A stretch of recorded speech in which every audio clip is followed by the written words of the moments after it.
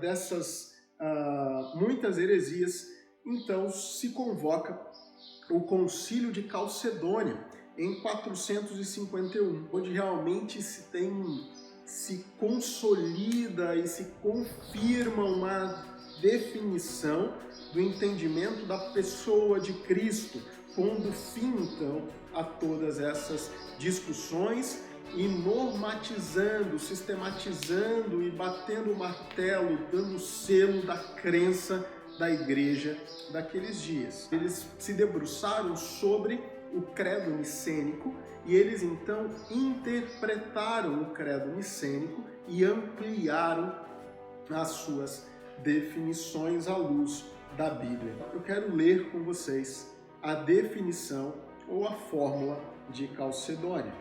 E o documento diz assim: todos nós, perfeitamente unânimes, ensinamos que se deve confessar um só e mesmo Filho, nosso Senhor Jesus Cristo, perfeito quanto à divindade, perfeito quanto à humanidade, verdadeiramente Deus e verdadeiramente homem, constando de alma racional e de corpo, consubstancial ao Pai, segundo a divindade, e consubstancial a nós, segundo a humanidade, em todas as coisas semelhante a nós, excetuando o pecado, gerado segundo a divindade antes dos séculos do Pai, antes dos séculos pelo Pai e segundo a humanidade, por nós e para nossa salvação, gerado da Virgem Maria, Mãe de Deus, Theotokos, um só e mesmo Cristo, Filho, Senhor, unigênito, que se deve confessar em duas naturezas inconfundíveis e imutáveis, conseparáveis e indivisíveis. A distinção da natureza, de modo algum, é anulada pela união, mas, pelo contrário, as propriedades de cada natureza permanecem intactas, concorrendo para formar uma só pessoa e subsistência, não dividido ou separado em duas pessoas, mas um só e mesmo Filho unigênito, Deus Verbo, Jesus Cristo Senhor, conforme os profetas outrora a seu respeito testemunharam, e o mesmo Jesus Cristo nos ensinou, e o credo dos padres nos transmitiu. Essa é, então, a declaração de fé de Calcedônia, e é fundamental esse entendimento hoje, porque ainda nos nossos dias, alguns segmentos religiosos, algumas seitas, eles trazem alguma distorção sobre a pessoa de Jesus. Por exemplo, o Islã, né, que Jesus é um grande profeta, mas não pode ser Deus. Ele simplesmente é um grande homem.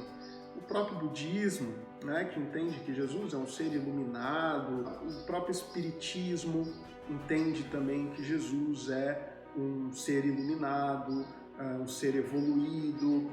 Os testemunhas de Jeová, né, que entendem que Jesus ele até é divino, mas ele não é humano. Isso está muito presente nos nossos dias e nós precisamos entender que ambas as naturezas são fundamentais para que a obra de Cristo realmente seja eficiente, seja eficaz, completamente Deus e completamente homem, para fazer com que a sua obra seja eficaz, acalme o coração de Deus contra o pecado dos nossos pais Adão e retire de nós então a culpa pelo pecado, né, e nos torne então justos diante de Deus.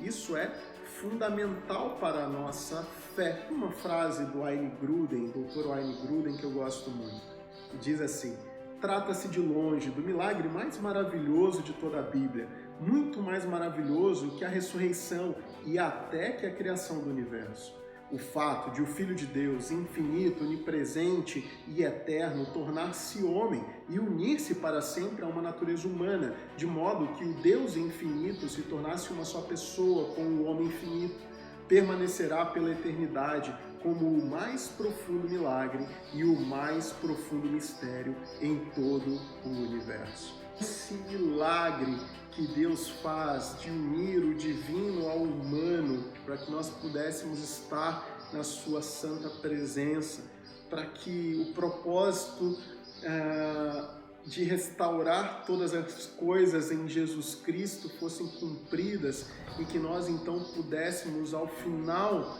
de todas as coisas, desfrutar do shalom eterno de Deus na sua presença.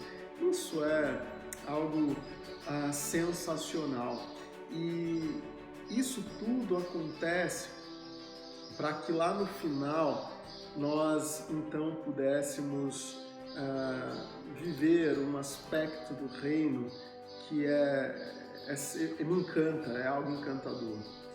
Que nós seremos então sacerdotes, profetas e reis junto com nosso Senhor Jesus Cristo.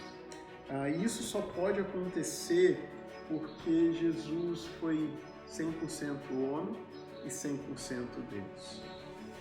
Porque Jesus é um com o Pai, mas ele também, como diz o documento, ele é consubstancial ao Pai, mas ele também é consubstancial a nós. Só assim, então, nós vamos estar eternamente na presença dele.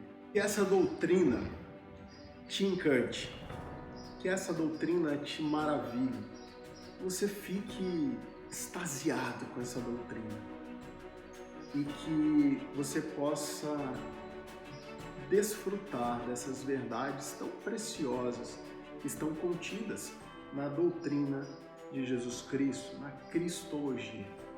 Um excelente restante de semana para você, que Deus te abençoe e que você continue vivendo para o louvor e para a glória do nosso Deus. Um grande abraço.